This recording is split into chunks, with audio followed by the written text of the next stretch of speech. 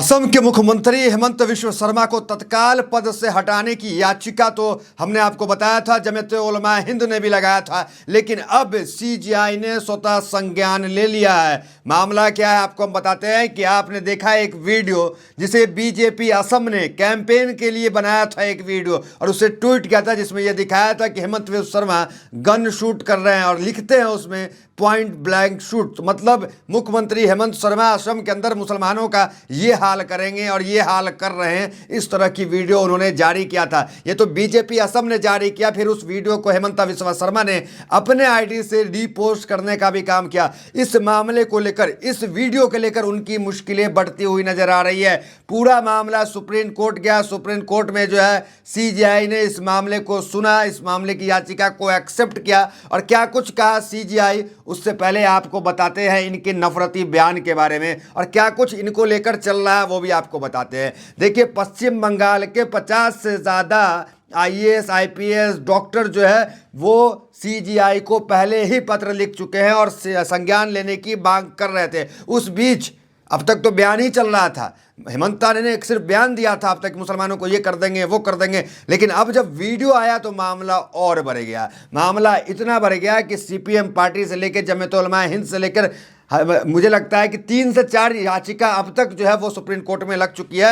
एक याचिका पे स्वतः संज्ञान लिया गया, वो याचिका है इस वीडियो की। इस वीडियो के बारे में वहां सीजीआई को बताया गया, सीजीआई ने क्या टिप्पणी की वो सब बताते हैं आपको। पहले देखिए हेडलाइंस क्या कुछ चल रहा है, ये देखिए। हेमंत विश्व शर्मा वायरल वीडियो मामले में बुरे फंसे, सुप्रीम कोर्ट सुनवाई को हुआ सहमत। असुद्दीन ओवैसी ने हिंसक वीडियो के लिए हेमंत शर्मा के खिलाफ शिकायत दर्ज कराई।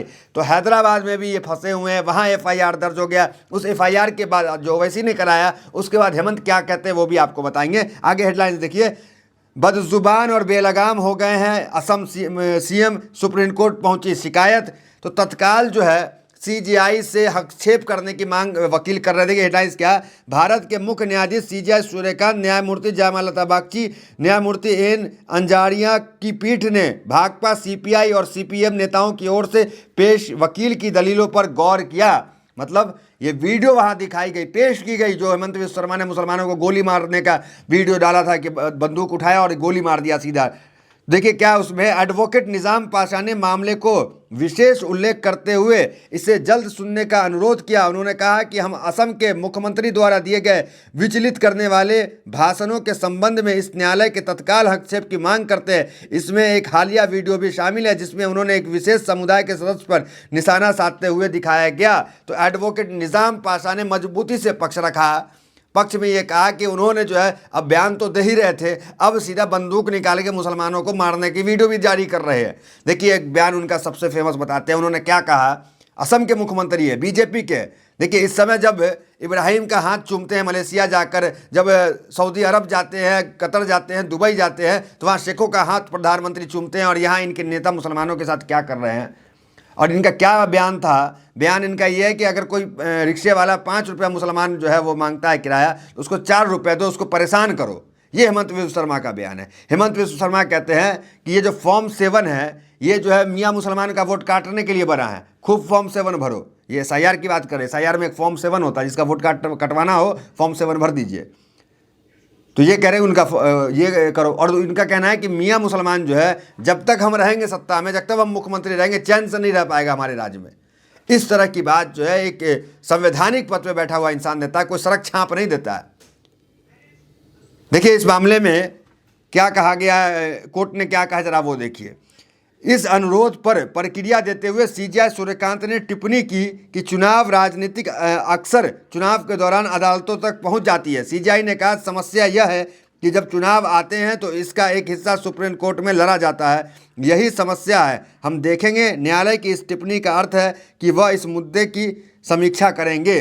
तो वो इस मुद्दे की जो है खुद से समीक्षा करेंगे, देखेंगे, और कह रहे हैं कि चुनाव के वक्त ये सब चीज़ और बढ़ जाता है। देखिए हेट स्पीच को लेकर सुप्रीम कोर्ट पहले भी सख्त था। सुप्रीम कोर्ट ने जो जमीयत के जो याचिका लगाई थी कि तत्काल जो है, क्योंकि ये पद से गद्दारी कर रहे हैं, अब जब गद्दारी कर रहे हैं तो इनको हटाया जाए। तो इसको लेकर जमीयत जो है उन्होंने, जमीयत उलमा हिंद जो है, अरशद मंदी जो है, उन्होंने याचिका लगाए। उनके एडवोकेट रशीद को जो है उन्होंने कहा सुप्रीम कोर्ट ने कि आप भी हमें सुझाव दीजिए कि हम क्या कुछ बेहतर कर सकते हैं इस हेट स्पीच को लेकर, इस नफरती बयान को लेकर के। हालांकि असम के मामले में तो अब हेट स्पीच से आगे मामला निकल गया, अब तो गोली बंदूक पे बात चली आई है। तो उनका सुप्रीम कोर्ट पहले से ही सख्त है और उन्होंने एडवोकेट रशीद जो है उनको कहा भी कि आप हमें जो है एक सुझाव दीजिए कि हम क्या बेहतर कर सकते हैं। वो मामला अभी चल रहा है। दूसरा मामला जो है एक CPI-CPM के नेता ने याचिका लगाई, उनके एडवोकेट को जो है ना वो ये वीडियो दिखाया कि देखिए मुसलमानों के साथ क्या किया जा रहा है। तो इस मामले को स्वीकृति ले ली गई और इस मामले पर जो है चर्चा होगी, इस मामले पे जो है कोई बड़ा फैसला आ सकता है। और दूसरी तरफ आपको हम बताते हैं, देखिए Asaduddin Owaisi file complaints against Himanta Sharma for violent video. तो AIM अध्यक्ष ओवैसी ने हैदराबाद में क्या किया, जरा देखिए।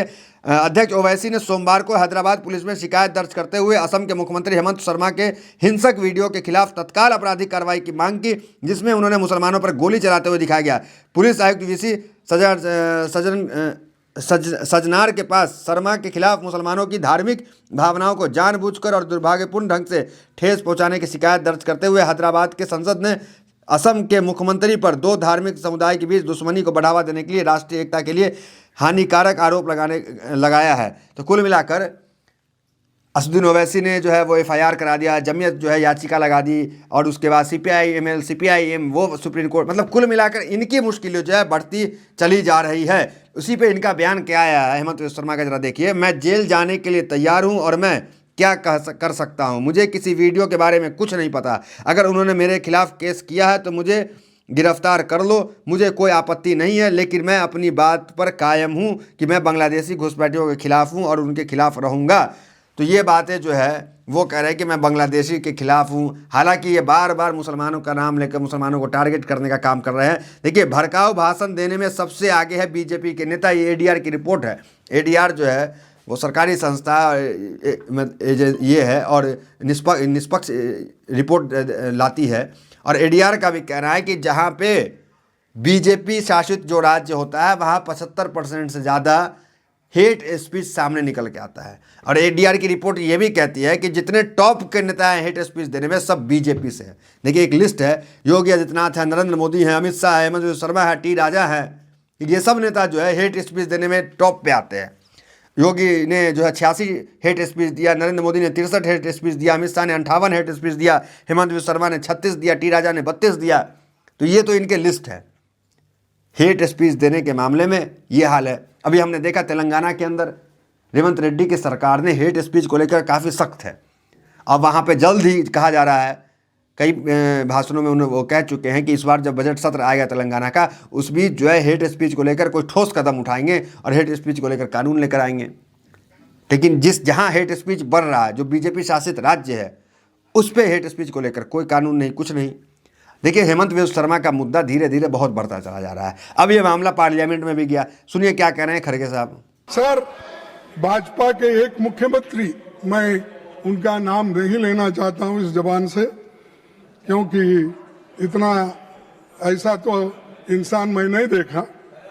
एक मुस्लिम समुदाय को निशाना बनाकर दिए गए बयान पूरे लोकतंत्र के लिए खतरे की घंटी है।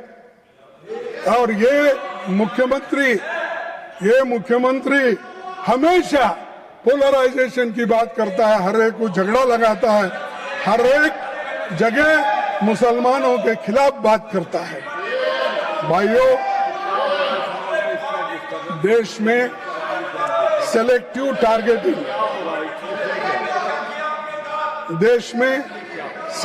टारगेटिंग और बुलडोजर पॉलिटिक्स, सर, देश में सेलेक्टिव टारगेटिंग और बुलडोजर पॉलिटिक्स को रणनीतिक तौर पे इस्तेमाल किया जा रहा है।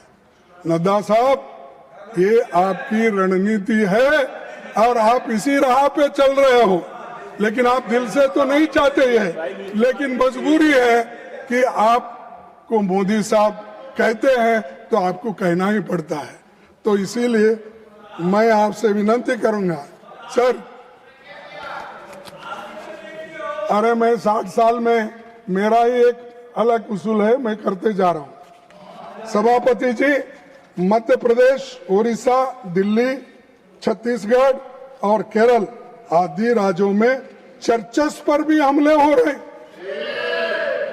और क्रिसमस पर हमले बढ़ जाते हैं।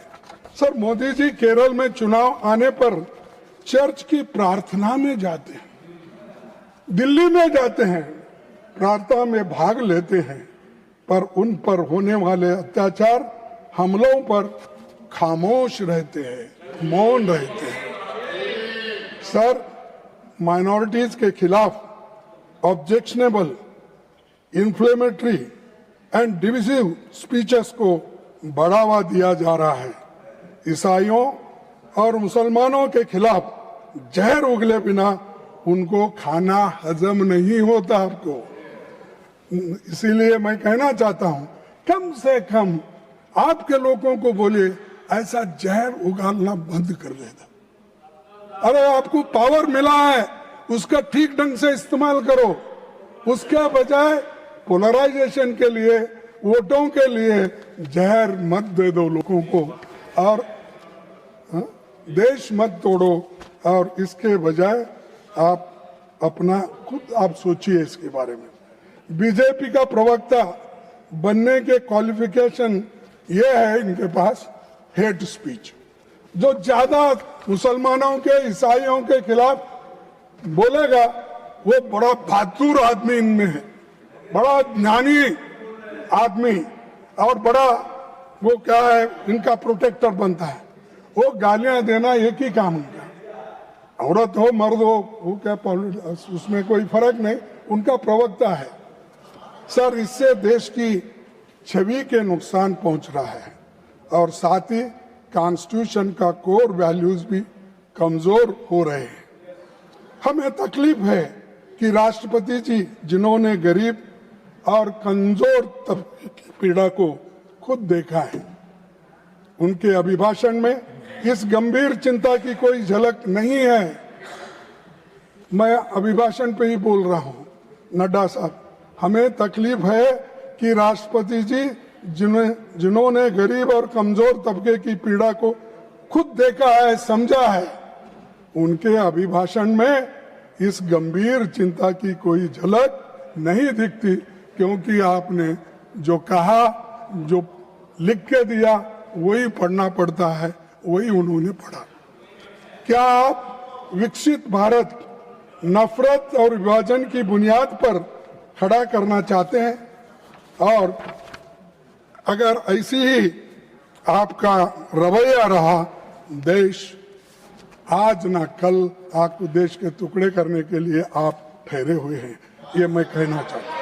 कुल मिला के संसद से लेकर सुप्रीम कोर्ट तक मामला चला गया, और जज जो है, सीजीआई जो है, वो इस मामले को लेकर सुनवाई करेंगे और क्या कुछ फैसला निकल के आता है। देखिए, इस वक्त जब हेट स्पीच को लेकर सुप्रीम कोर्ट बहुत सख्त है, तो उम्मीद किया जा सकता है कि सख्त ही फैसला जो है वो सुप्रीम कोर्ट लेकर के आएगा, क्योंकि कानून देश के सबसे निचले तबके के जो व्यक्ति होता है उसके लिए, या और देश के सबसे ऊपर तबके का जो व्यक्ति है, दोनों के लिए कानून देश का बराबर है, संविधान तो यही कहता है। तो क्या कोई फैसला इनके खिलाफ लेकर के आया जाएगा? क्योंकि हमने तो देखा है हेट स्पीच में आजम खान की सदस्यता चली जाती है, आजम खान जो है वो सालों साल जेल में रहते हैं, अब्दुल्ला आजम जेल में रहते हैं, हमने देखा है कि अफजाल अंसारी जेल में रहते हैं, हमने देखा है कि इरफान सोलंकी जेल में रहते हैं, सिर्फ हेट स्पीच के मामले में। अब इस हेट स्पीच के मामले में, अब हेट स्पीच से हालांकि आगे निकल गए हैं, अब तो गोली बंदूक पे चले आए हैं ये, तो क्या इनके ऊपर कोई कार्रवाई होगी, ये सवाल बनता है। तो फिलहाल इस वीडियो में इतना ही, मिलता है अगले वीडियो बनाने के साथ। बहुत बहुत धन्यवाद।